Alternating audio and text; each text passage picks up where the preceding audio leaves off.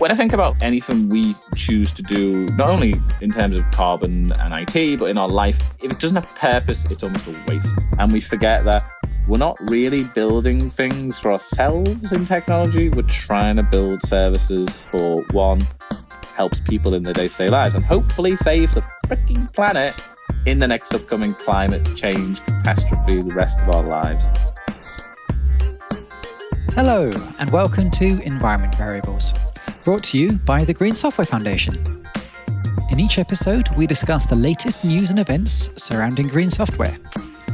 On our show, you can expect candid conversations with top experts in their field who have a passion for how to reduce the greenhouse gas emissions of software. I'm your host, Chris Adams. Hello, and welcome to another episode of The Week in Green Software, where we bring you the latest news and updates from the world of sustainable software development. I'm your host, Chris Adams, and in this episode, we'll be discussing generative AI, worrying impact that it could be having on the environment. We'll also cover some exciting news from Xbox and some events for you to take part in as part of the world of green software. Before we dive in, though, let me introduce my guest. With us today, we have Aerin Booth, the former head of cloud at the UK Home Office, now turned Cloud Sustainably advocate, joining us. Hi, Aerin. Hello, nice to meet you. Thank you so much for having me on. So my name is Aerin Booth. I, like Chris said, former, in some ways, product manager for public cloud at the UK Home Office. But while I was there, I signed a £130 million contract, was part of negotiating the memorandum of understanding between the UK government and the cloud providers, hyperscalers, AWS, Azure, and Google. And did a lot of other stuff for the cloud community across the UK, and then moved into my own consulting. So I've been running a consulting company for the last few years. Not to go too salesy or anything, but it's called Cloud Sustainably, just helping people rethink how we consider carbon emissions in IT, because it's on the rise. And obviously, we all know and care about this. We wouldn't be listening to this podcast otherwise. And yeah, I think more people talking about it, it does the world a little bit of good. And yeah, I've been on an interesting journey, to say the least. Okay, thanks, Aerin. So if you're new to this podcast, I am Chris Adams. I am the policy chair. So I'm the chair of the policy working group in the Green Software Foundation and the executive director of the Green Web Foundation. Every week we do this, we will basically share any of the links that we discuss and do a roundup of the news. So that's generally the plan. Today's going to be a bit of a short one because it's Easter. So we're going to keep it short and sweet. And I suppose, Aerin, should we look at what stories have come up on our radars today? What's the first one here? There's one about generative AI, and in particular, the environmental impact from generative AI and cloud zombies. Aerin, I think given your background with cloud, the cloud zombies one might be an interesting one for you to start with, actually. It is really interesting, yeah. Cloud zombies, I mean, we could probably use any term we want, really. I did a talk on being ethical in tech at re:Invent last year in November. And just before that, I did a talk, I think it was titled DALI. Oh God, what was it called? No, is DALI ethical? Something around like the use of AI. What's the purpose? This is DALI, the AI model, not the former modern artist, right? Yeah. There's a good comparison, isn't it? Names have such power and sort of representation in terms of what we're OpenAI going forward with creating this. And I see the power of AI. I use it myself, like when I'm on Instagram, on TikTok, and all these things, and you see these. I don't use filters, but I do use like generative images. I had one recently, which was really cool.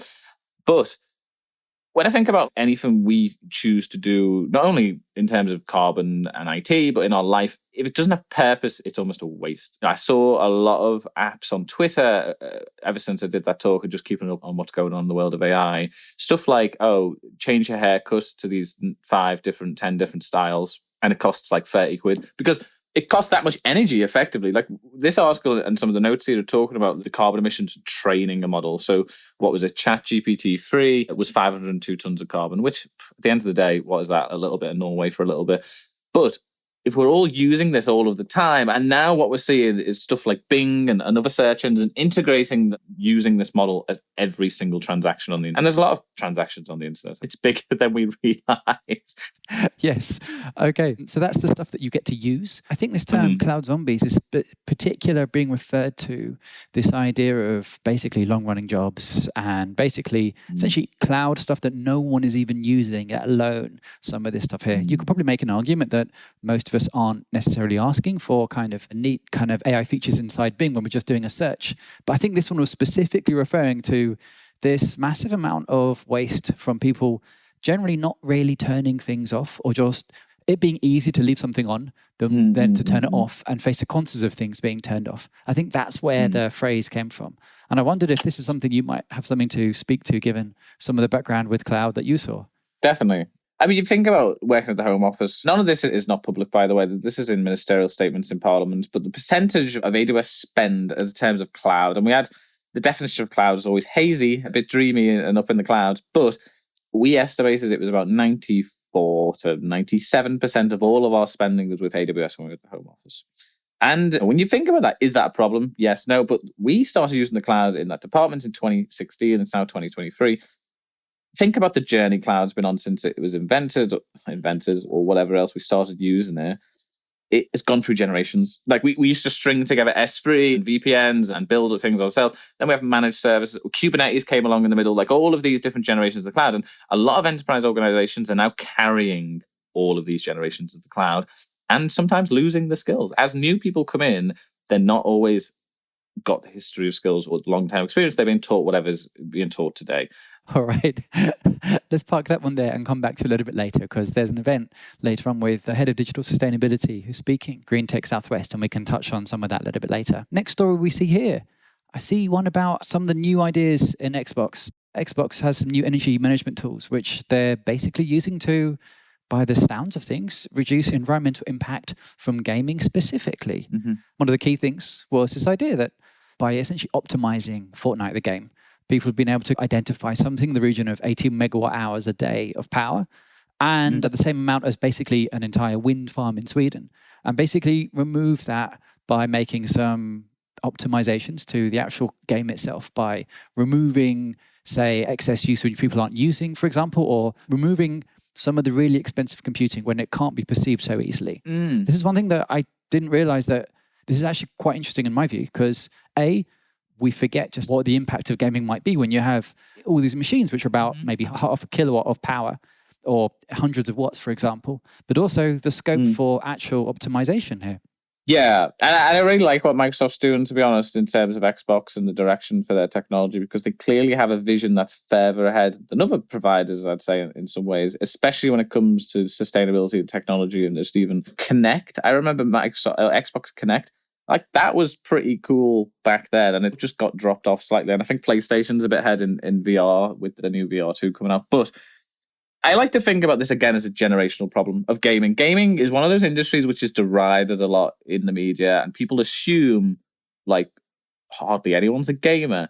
I probably bet in now, especially anyone who's listening to the podcast, you game a lot more than you realize. Like, people do it on Candy Crush, doing online betting. It's all gaming. It's all game theory. It's all basically around, okay, what we get out of this? What's the purpose of this game? It's either give you fun or take money off you, pick your poison.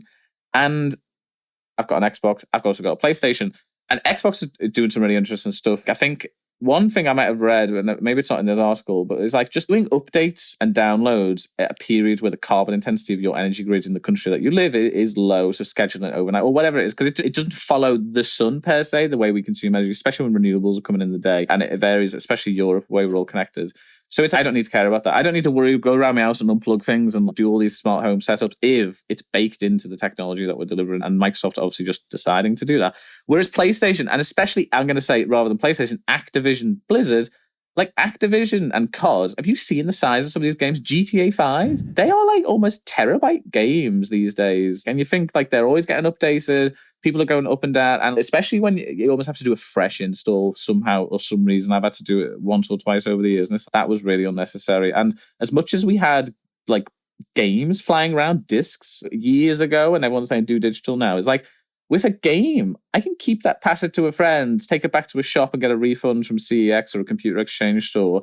Whereas now if I get a digital download, what I'm getting is a license to rent something off you in the future and continually have to ask for permission to download it, which you may just ban me one day, who the hell knows.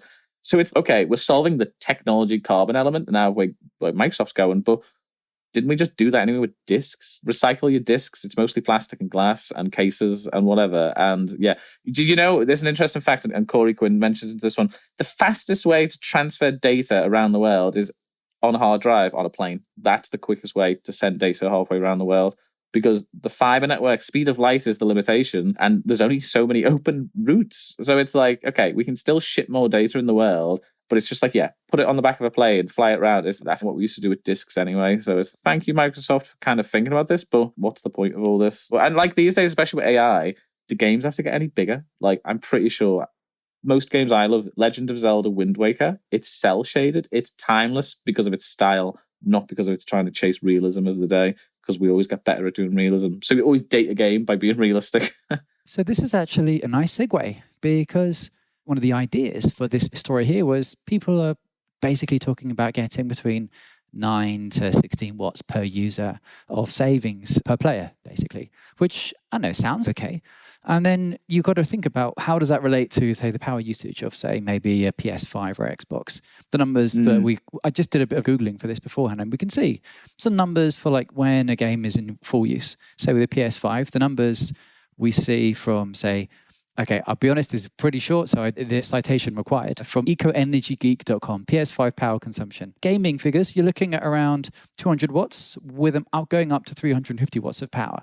Now, when you compare that to, say, Nintendo Switch, which is basically, let's say you're using something full-time gaming, you're looking at maybe between 6 and 12 watts of power usage here. Now, this is something which is 10, 20 times. And you've got to ask yourself, is it really 10, 20 times better, the experience for this, when you have this kind of trade-off here? This is one thing that we're not really so aware of when we're looking at the gaming we might actually use here, because the savings we're seeing here are basically the entire usage of some other smaller devices, like you just mentioned. For me, I've got a Steam Deck, for example. They have Steam do gaming, and like, they've built community, they built the Steam store. Like, that in itself revolutionized gaming. Like, the games died off for probably creative differences and gotten bored and all fighting rather than playing together. But what they created as a store is very good. The Steam Deck and the innovation in hardware is really good. So like they had a bit of a dodgy controller, but I love the Steam Deck. Not only can I stream games to it, so I can have it in my house, connected to my Wi-Fi, and stream Microsoft Cloud straight to it. I can remote play to my PS5 to it. I can emulate other games that are legal to emulate if I own copies elsewhere, blah, blah, disclaimer here.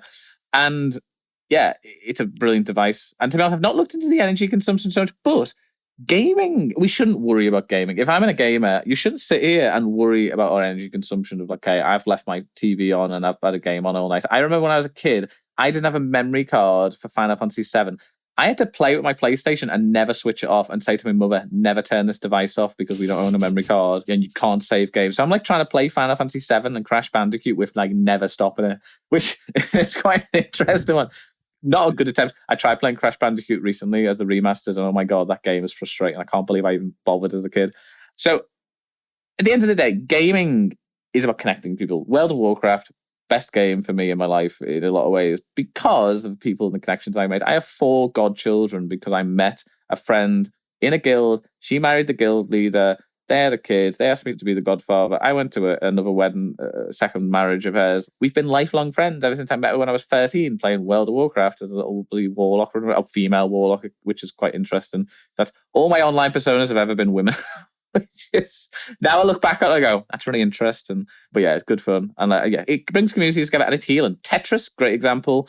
If you play Tetris after a serious accident or incident, whether that's a stress, ambulance, blah, blah, it reduces PTSD because you give your brain something to do while you're trying to process all those thoughts, and it actually helps you not get them stuck and can do with your hands and spend more time processing at the same time, and literally prescribe someone 30 minutes on a Game Boy of playing Tetris or on the phone after an accident or after whatever else, and it'll really help them in the future. So gaming is not one to worry about when it comes to carbon. I think what is to worry about is just attitudes from gaming companies around their impacts and how they run things. And that's their choices rather than the console manufacturers. Some licensing deals here and there, but yeah, it's open Wild West out there these days. So don't blame the gamer, blame the way the game Activision Blizzard. Yes, okay. All right, should we jump on to the next story? Yes. All right, next story we have here is Wagtail and the Summer of Code. This is quite an interesting one in my view. Basically, Wagtail is a CMS, just like WordPress is a content management system used by a significant part of the internet. Wagtail is used by companies like, say, a number of charities, Google, lots of well-known blogs are actually running on this.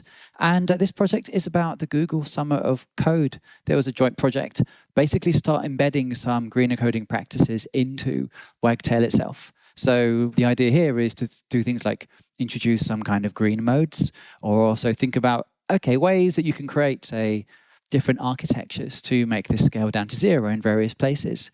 This one actually, I think I have to say I am somewhat involved in this because this is a joint collaboration between Torchbox, an agency, and the Green Web Foundation. We've been doing some work for this. But there's a number of really promising directions for this to go in. And this was using some of the tools from an organization called Green Coding Metrics, largely because when you do use some tools like, say, a CMS, it's not obvious where to make these optimizations. And if you're able to have something open for people to start implementing some of these patterns, the idea is that you can possibly adopt these in other places. So I might ask you, actually, any reckons at your end on this one, actually, Aerin? So it's really great. In terms of anything that is up this scale, Wagtail is effectively a content management system, same as WordPress. I understand it in terms of that. It's not something I've ever heard of. I might take a look afterwards, just have a little look then. But yeah, great.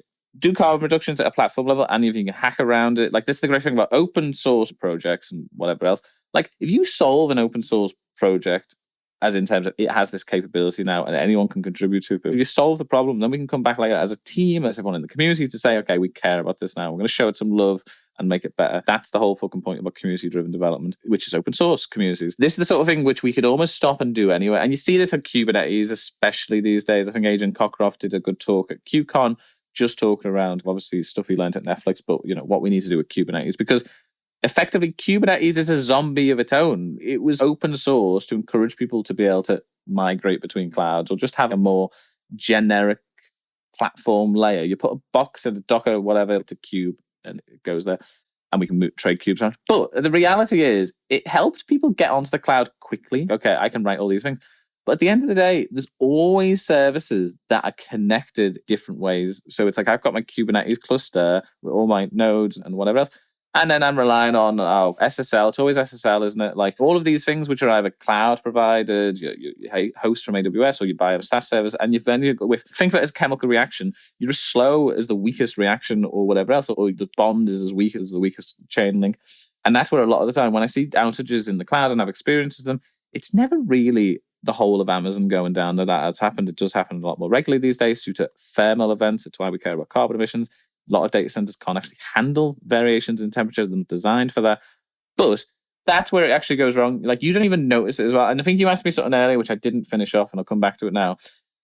Enterprise organizations, and I'm talking generically here because I know it's going to be a problem everywhere, because, to be honest, they all run in very similar ways. And the government, civil service, massive organizations, I've worked in all the biggest ones: Ministry of Defense, DWP, Home Office, HMRC. They're very similar.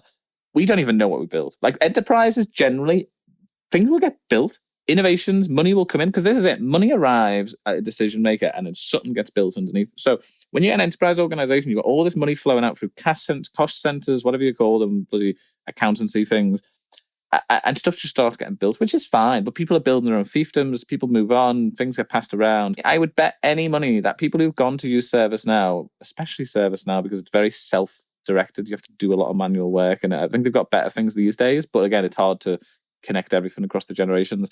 I would be very surprised to find many organizations that have a very full record of every single IT service. It's service name, it's in ServiceNow, all of its onboarding for live service and operations, because things just fall through the cracks and they just exist. They are zombies themselves. You'll have a service that just works. Even look at the internet itself. There's so many open source projects that sit underlying all of our core open projects that I think there was one a couple of years ago where, I don't know if it's protest or it just went down, but it caused half the internet to fall over. It's like, we're all building crumbling towers when we go too big in terms of tech and IT, especially enterprise, because sometimes it's like, oh, you're a bit of an old man now, Microsoft. Can you really do everything in its dog? Like, especially when startups are just doing it better and faster. DigitalOcean, Genesis Cloud, Leaf Cloud, all of these places in Europe. Okay, all right. We'll pick that thread when we come back to this. Let's look through the last few stories that we have here, because we're just coming to the end of it from here. There's a few events coming up. There's the Linux Foundation Energy Summit in June in Paris. There's a few people speaking specifically about tools like Carbonura SDKs. And if you're in Paris, it seems like it's worth going. I know that I'm actually going along to see some of the talks because it looks like one of the most interesting places to essentially find out what's happening at this intersection, one layer down where we work with at the internet, for example. There's that there. There's also upcoming event is Green Tech Southwest, the meetup on the 20th. This looks interesting because if nothing else, you've got Adam Turner, who is the head of digital sustainability at DEFRA, talking, basically providing a bit of a way in for people who are new to the idea about applying sustainability to the digital sector. But he'll also be talking about the UK government's digital sustainability strategy themselves. This, I think, is actually quite interesting because this is one of the UK's probably further along than a number of other governments right now, and they're at least very quite public on this. I might ask if there's anything that you want to add on to this one here, because we're coming up to the last few minutes for you, Aerin. Yes, I'll take it over for a couple of minutes and just kind of add my views on it. So I'm a former civil servant. I was independent, impartial, following the government, blah, blah, blah, blah. Always did my job to the most honour and respect of that role. I was part of a lot of these negotiations, and sustainability was always a touchy subject. Like, it's a very difficult thing to get anything straight out of a lot of companies because we're all playing with assumptions and numbers right now with the reality of it. Like, scope free hardly exists in all the cloud providers, especially AWS. They don't show scope free at all in any of their online tools or any of their reports. They have an awful report. 451 did this report about the carbon reductions you can make by migrating to the cloud. And they say you can have 88% energy savings in the cloud if you migrate to the cloud, and therefore you'll have carbon reduction. Okay, I said something very specific there. 88% energy reduction if you migrate to the cloud. If you read the report itself, it only covers scope 2 carbon emissions. It doesn't cover scope 1, which I thought was quite interesting considering there's so many diesel backup generators in all of these places. If you think about Puerto Rico, for example, when they had the hurricane several years ago, the only thing that didn't lose power on that island was the data centers. The people of that country waited, 9 months, 18 months to get power restored to everyone. Data centers never lost a day because we prioritize data of people over people themselves. That's the crazy thing that's going on here. We're like worshipping these boxes of ones and zeros rather than thinking, maybe I should do something better with my energy on this island and help people out for a little bit and take the loss and turn off some hard drives, put it all in disk or tape storage and tear the damn thing off for a bit. I've been recently asked to propose a book to the British Computing Society on green operations, and I'll be writing that hopefully with some co-collaborators and figure out how can we really reframe this as a cultural issue. Okay, we are DevOps, because if you think about DevOps, what are we prioritizing? Development and developers. We're thinking about ourselves when we're building services. Try thinking about the people and the planet. So this is the DevSusOps thing, is it? Not DevSusOps. That was Adrian's term, and we're not going to use that in some ways. It has its own purpose. But again, I don't want people thinking about developers or sus. Like, it just doesn't even make sense. Like, what if you read that, you know, green operations is about thinking people and the planet when we're building services. If you put those two things at the top of your priority list, okay, what is my priority? It's for people and the planet, not users, by the way, people. And then you go, okay, how do I build this? I'm going to build it with diversity and accessibility at the front of my mindset and open source and reusability. And if honest to God, you just do those things, think about people on the planet, build accessibility needs and usable parts and sharing and SaaS services, people just want to use it because it is actually a good service. You don't have to just build everything from scratch. You just need to think about things differently. And it's always chasing the tail or the money or the next feature or whatever else. And we forget that we're not really building things for ourselves in technology. We're trying to build services for one, helps people in their day-to-day lives and hopefully save the freaking planet in the next upcoming climate change catastrophe the rest of our lives. So green operations, hopefully be published by the British Computing Society once I submit the full manuscript later this year. And yeah, it'll be a good little thing to sort of, think differently when it comes to sustainability in the cloud. Okay, so green operations, you heard it here first. I think that takes us up to the time we have for this, actually. Aerin, I'm going to say thank you very much for joining us for this episode of This Week in Green Software. Can I just add one more thing? I always love doing this at the end of my podcast. One, it is just in terms of if you want to find me, my name is Aerin Booth, but my online persona is Aerin Clouds, AERIN CLOUDS. That's on most social media. It's really easy to find, quite a unique name. But what I always try and say to people is, like, if you're listening to this podcast, if you finish it and made it this far, thank you so much and well done. But do something nice in the next week. Take some time off you were going to do, spend some time in nature. Don't forget that there's other things out there rather than staring into a box and a screen and working for cloud companies or technology companies when, you shouldn't really be traveling away from everyone all the time. You shouldn't always be on the go. We need to balance these things out. And that's green operations. If you stand in nature, you're going to think about nature a lot more when you're making decisions. If you're always away from it, if you're in a city, you're on the tube, getting back home, sitting down, having a takeaway, doesn't really cross your mind. And sometimes we just need to have a little bit of fresh air, and it really helps us just do some of this stuff. I'm basically a digital hippie, so let's go and let's do this together. Peace and love. So the secret to GreenOps is to get out in the green. All right, that's a nice point to end it on. That's all we have time for. All the resources and links will be added to this. If you have any feedback, go to greensoftware.foundation in your browser. And if you did enjoy the show, please consider leaving a review on Spotify or Apple Podcasts or wherever you get your podcast. Your feedback is valuable and helps us reach a wider audience. So thanks again. Thanks for listening, and see you in the next episode. See you next week. Ta-ra. Take care. Bye. Bye. Hey everyone, thanks for listening. Just a reminder to follow Environment Variables on Apple Podcasts, Spotify, Google Podcasts, or wherever you get your podcasts. And please do leave a rating and review if you like what we're doing. It helps other people discover the show. And of course, we'd love to have more listeners. To find out more about the Green Software Foundation, please visit greensoftware.foundation. That's greensoftware.foundation in any browser. Thanks again, and see you in the next episode.